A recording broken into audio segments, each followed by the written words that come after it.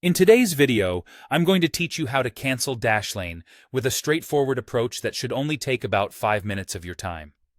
First, you'll need to open up your favorite internet browser. It doesn't matter whether you prefer Chrome, Firefox, Safari, or any other.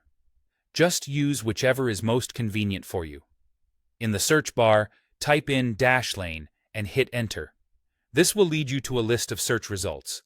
Now, when you see the results pop up, look for the first one or any result that has the URL dashlane.com.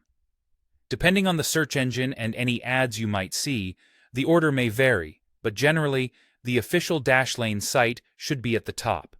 Once you spot it, go ahead and click on the link to open the Dashlane website. Once the Dashlane homepage loads, you'll want to locate the Login button. It's usually visible in the upper right corner of the page. Clicking on this will direct you to the login screen where you'll need to enter your credentials. Make sure you know your email and password because without these, you won't be able to access your account. If you have forgotten your password, use the Forgot Password option to reset it before proceeding. After you're logged in, you should be redirected to the dashboard. Look for the My Account menu, which is typically accessible through either your profile icon or as a sidebar option. Once you're in the My Account section, navigate to the Subscription tab. This is where you'll manage all things related to your current plan. On the subscription page, you'll need to search for the option to cancel your subscription.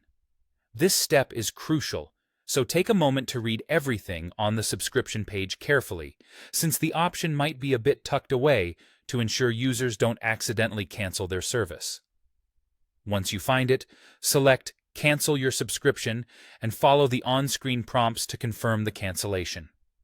Dashlane may ask you for feedback as to why you're canceling, which you can provide if you choose to, or you can skip this part entirely if the option is available. One thing to note is that if you're currently enjoying Dashlane through a free trial, you might not see the cancellation option just yet. Sometimes, certain options are limited until you've transitioned into a full-paying subscriber stage, so keep that in mind. And that's it. Once you've completed these steps, you should receive confirmation that your subscription has been successfully canceled.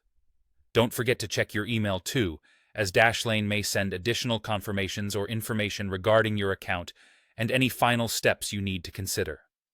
Thank you for watching, and I hope this guide was helpful. If you have any questions, feel free to leave them in the comments below.